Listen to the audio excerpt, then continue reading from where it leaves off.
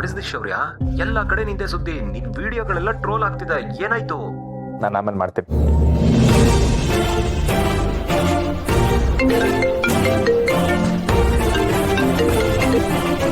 ಏನ್ ಶೌರ್ಯ ಆಯ್ತು? ನಾನ್ ನೋಡ್ತಿರೋದೆಲ್ಲ ನಿಜಾನಾ? ನನ್ ಫ್ರೆಂಡ್ಸ್ ರಿಲೇಟಿವ್ಸ್ ಎಲ್ಲ ಕ್ವಶನ್ ಮಾಡ್ತಿದ್ದಾರೆ, ನಿನ್ ಫ್ರೆಂಡ್ ಶೌರ್ಯ ಈಗ ಅಂತ. Is it true? ನಾನು ಆಮೇಲೆ ಮಾಡ್ತೀನಿ. ಏನಪ್ಪ ರಾಜ, ಅದೃಷ್ಟ ಅಂತಂದ್ರೆ ನಿಂದೆ ಕಣ. ನಿನಗೆ ಎಲ್ಲೆಲ್ಲಿ ಮಚ್ಚೆ ಇದೆ ಅಂತ ನೋಡ್ಕೊಂಡ್ಬಿಟ್ಟು ಅದನ್ನ ಕರೆಕ್ಟಾಗಿ ಮಾರ್ಕ್ ಮಾಡ್ಕೊಂಡು ಅದನ್ನ ನಾನು ಟ್ಯಾಟರ್ ರೂಪದಲ್ಲಿ ಹಾಕ್ಸ್ಕೋಬೇಕು. ಬೆಳಗ್ಗೆ 2 ಥರದ ತಿಂಡಿ, ಮಧ್ಯಾಹ್ನ 2 ಥರದ ಊಟ, ರಾತ್ರಿನೂ 2 ಥರ ರಾತ್ರಿನೂ 2 ಥರ ಊಟ ಅಂತ ಹೇಳಕ್ ಬಂದೆ. ನೀನೇನ್ ಅನ್ಕೊಂಡೆ? ಸುಮ್ಮನಿರ್ತೀಯ? ಅಲ್ಲ, ಏನ್ ಅನ್ಕೊಂಡ್ರು ತಪ್ಪೇನಿಲ್ಲ ಬಿಡು, ಅದು ಸುಖನೇ ಅಲ್ವಾ. 2 ಥರ ನಾಲ್ಗೆ ಮೇಲೆ ಹಿಡ್ತಾ ಇರ್ಲಿ. ಅಲ್ಲ, ಇವನ್ ಯಾಕೆ ಇಷ್ಟೊಂದು ಕೋಪ ಮಾಡ್ಕೊಂಡು ಹೋಗ್ತಿದ್ದಾನೆ? ಕಾಲ್ ಎಳೆಯಕ್ ಬಂದ್ರೆ ಕಾಲಲ್ಲೇ ಒದಿತಾ ಇದ್ದಾನೆ. ಕಾಲಕ್ಕೆ ತಕ್ಕಂಗ್ ಮದ್ವೆನೂ ಆಗ್ಲಿಲ್ಲ, ಕಾಲ್ ಗುಣ ಇರೋ ಹೆಂಡ್ತಿನೂ ನನಗ್ ಸಿಗ್ಲಿಲ್ಲ. ಇನ್ಯಾರು ನನ್ ಕಾಲ್ ಎಳಿತಾರೆ? ನನ್ ಕಾಲ್ ನಾನೇ ಎಳ್ಕೊಬೇಕು, ಎಲ್ಲ ನನ್ ಕರ್ಮ.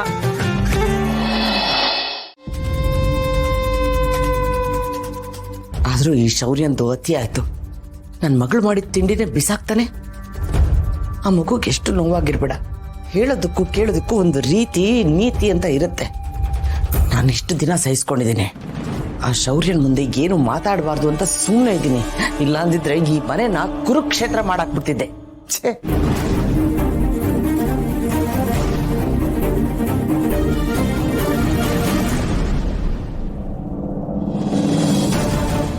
ಮಾಧುರಿ, ನಾನು ನಿನ್ನ ಸ್ವಲ್ಪ ಮಾತಾಡಬೇಕು. ನೋಡು, ನಾನು ಮೊದಲೇ ಟೆನ್ಷನಲ್ಲಿದ್ದೀನಿ. ಅದೇನು ಹೇಳಬೇಕು ಅಂತಿದೆಯೋ ಹೇಳ್ಬಿಟ್ಟು ಬೇಗ ಹೋಗು. ನಿನ್ನ ಟೆನ್ಷನ್ ನನಗೆ ಅರ್ಥ ಆಗುತ್ತೆ ಮಾಧುರಿ, ಆದರೆ ನೀನು ಯಾಕೆ ಈ ಥರ ನಡ್ಕೋತಾ ಇದೀಯಾ? ಯಾವ ಥರ ನಡ್ಕೋತಾ ಇದ್ದೀನಿ? ಮದುವೆ ಆದಾಗಿಂದ ನೋಡ್ತಾ ಇದ್ದೀನಿ. ಲಡ್ಡು ಮತ್ತು ಶೌರ್ಯ ಚೆನ್ನಾಗಿರೋದನ್ನ ನೀನು ಸಹಿಸ್ತಾ ಇಲ್ಲ. ಅನು ಮತ್ತು ಲಡ್ಡು ಮಧ್ಯೆ ಭೇದ ಭಾವ ಮಾಡ್ತಿದ್ಯಾ? What you mean Vijay?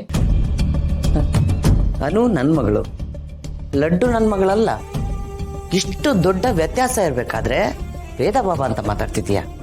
ಸುಡು ಮಾಧುರಿ, ಅನು ನಮ್ಮ ಮಗಳೇ ಇರಬಹುದು, ಲಡ್ಡು ಬೇರೆಯವ್ರ ಮಗಳೇ ಇರಬಹುದು. ಆದರೆ ಮದುವೆಗೂ ಮುಂಚೆನೆ ಅವರಿಬ್ರು ಒಳ್ಳೆ ಫ್ರೆಂಡ್ಸು. ಅದು ಸಾಲದು ಅಂತ ಅವರಿಬ್ರು ಈಗ ಒಂದೇ ಮನೆಗೆ ಸೊಸೆರಾಗಿ ಬಂದಿದ್ದಾರೆ. ಅಷ್ಟೇ ಅಲ್ಲದೆ ಒಬ್ಬನ್ನೇ ಮದುವೆ ಆಗಿದ್ದಾರೆ. ಅಂದಮೇಲೆ ಅವರಿಬ್ಬರ ನಡುವೆ ಇಲ್ಲಿ ಸಲದು ತಂದು ಹಾಕೋದು ತಪ್ಪಲ್ವಾ? ಅನು ನನ್ನ ಮಗಳು. ಯಾರೋ ಬೀದಿ ಬಿಕಾರಿಗಳನ್ನೆಲ್ಲ ತಂದು ನನ್ನ ಮಗಳಿಗೆ ಅಕ್ಕ ತಂಗಿ ಅನ್ನೋ ಸಂಬಂಧ ಕಟ್ಟಬೇಡ. ಹೀಗೆಲ್ಲ ಮಾತಾಡೋದು ತಪ್ಪು ಮಾಧುರಿ. ಏನ್ ತಪ್ಪು? ಏನ್ ತಪ್ಪಾಗುತ್ತೆ? ನಿಮಗೂ ಆ ಲಡ್ಡುಗೂ ಏನ್ ಸಂಬಂಧ? ಯಾಕೆ ಯಾವಾಗ್ಲೂ ಅವಳನ್ನೇ ವಹಿಸ್ಕೊಂಡು ಮಾತಾಡ್ತೀರಾ ನೀವು? ಆ ಲಡ್ಡುನ ಯಾವತ್ತೂ ನಾನು ಅನುಗೆ ಅಕ್ಕನೋ ತಂಗಿನೋ ಅಂತ ಅನ್ಕೊಳಲ್ಲ. ಅಷ್ಟು ದೊಡ್ಡ ಗುಣ ನನ್ನಲ್ಲಿಲ್ಲ. ಆದ್ರೆ ನಿಮಗೆ ಆ ದೊಡ್ಡ ಗುಣ ಇದೆ. ನೀವು ದೊಡ್ಡ ಮನುಷ್ಯರು, ನೀವು ಅವಳನ್ನ ಮಗಳು ಅಂತ ಮೆರೆಸಿ. ಅಥವಾ ನಿಜವಾಗ್ಲೂ ಅವಳು ನಿಮ್ಮ ಮಗಳ? Stop it Madhuri. ಮಾತಿನ ಮೇಲೆ ಹಿಡ್ತಾ ಇರಲಿ. ನಾನು ಅದನ್ನೇ ಹೇಳಕ್ ಹೊರಟಿರೋದು. ನಾನು ಆ ಲಡ್ಡುನ ತಲೆ ಮೇಲೆ ಹೊತ್ಕೊಂಡು ಮೆರೆಸಲ್ಲ, ಮೆರ್ಸಕ್ಕಾಗೋದು ಇಲ್ಲ. Got it?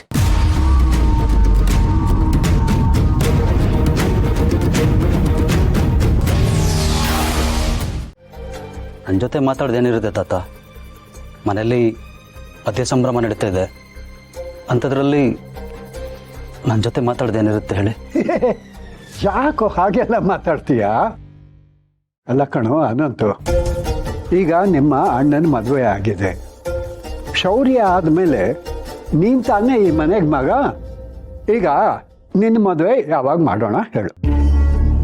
ಆ ಶೌರ್ಯನ ಮದುವೆ ಆಗಿದೆಯಲ್ಲ, ಅದಕ್ಕೆ ಈಗ ನಾನು ನೆನಪಾಗಿದ್ದೀನಿ. ಇಲ್ಲ ಅಂತಿದ್ದಿದ್ರೆ ನಾನು ಇವ್ರಿಗೆ ಲೆಕ್ಕಕ್ಕೂ ಇರ್ತಾ ಇರಲಿಲ್ಲ. ಯಾಕೋ ಯಾಕೇನು ಮಾತಾಡ್ತಿಲ್ಲ? ನಿನ್ನ ಮನಸ್ಸಲ್ಲಿ ಯಾರಾದರೂ ಇದ್ದರೆ ಬಿಡಿ ತಾತ, ಆ ಥರ ಎಲ್ಲ ಏನೂ ಇಲ್ಲ. ಈ ಮನೆಯವರೆಲ್ಲರೂ ಸಂತೋಷವಾಗಿದ್ದಾರಲ್ಲ, ಅದನ್ನು ನೋಡಿಕೊಂಡು ನಾನು ಸಂತೋಷವಾಗಿರ್ತೀನಿ, ಅಷ್ಟೇ ಸಾಕು. ಅಷ್ಟೇನಾ? ನಿನ್ನ ಮನಸ್ಸಲ್ಲಿರೋದು ಅಷ್ಟೇನಾ?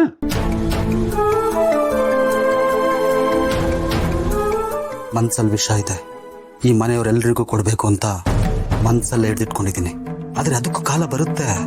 ನಾನು ಹೊಟ್ಟೆ ಹುರಿಸಿ ಮನೆಯವರೆಲ್ಲರೂ ಸಂತೋಷವಾಗಿದ್ದಾರೆ. ಶೌರ್ಯ ಅನು ಲಡ್ಡು ಇವರೆಲ್ಲರ ಜೀವನಾನು ಹಾಳಾಗ್ಬೇಕು. ಈ ಮನೆಯವರೆಲ್ಲ ಯಾಕೆ ಈಗ ಆಗ್ತಿದೆ, ಮನೇಲಿ ಏನ್ ನಡೀತಿದೆ ಅನ್ನೋದು ಗೊತ್ತಾಗದೆ ವಿಲ ಅಂತ ಒತ್ತಾಡ್ಬೇಕು. ಯಾಕೋ ನಾನು ಮಾತಾಡ್ತಾನೇ ಇದ್ದೀನಿ ನೀನು ಮಾತ್ರ ಏನೋ ಮಾತಾಡದೆ ಯೋಚನೆ ಮಾಡ್ತಾನೆ ಕೂತಿದ್ದೀಯ. ನಿನ್ನ ಮನಸ್ಸಲ್ಲಿ ಏನಿದೆ ಅನ್ನೋದಾದ್ರೂ ಹೇಳು. ಅಪ್ಪ ಅಪ್ಪ ನೀವು ಇಲ್ಲಿದ್ದೀರಾ? ವಿಷಯ ಗೊತ್ತಾಯ್ತಾ? ಯಾವ ವಿಷಯ? ನಮ್ಮ ಕಂಪ್ನಿ ಶೇರ್ಸ್ ಎಲ್ಲ ಬಿದ್ದೋಗ್ತಾ ಇದೆಯಪ್ಪ.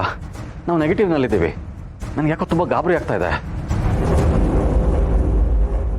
ಪ್ರಸಾದು, ಈ ವ್ಯವಹಾರದಲ್ಲಿ ಸೋಲು ಗೆಲುವು ಏಳು ಬೀಳು ಇದೆಲ್ಲ ಇದ್ದಿದ್ದೇ ಕಣೋ.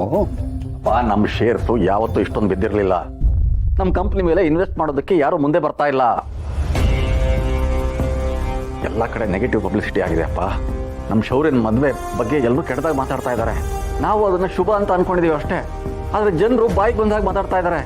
ಇನ್ವೆಸ್ಟ್ ಮಾಡಿರೋರೆಲ್ಲ ಗಲಾಟೆ ಮಾಡ್ತಾ ಇದ್ದಾರೆ. ನನಗೆ ಏನು ಮಾಡಬೇಕು ಅಂತಾನೆ ಗೊತ್ತಾಗ್ತಾ ಇಲ್ಲ.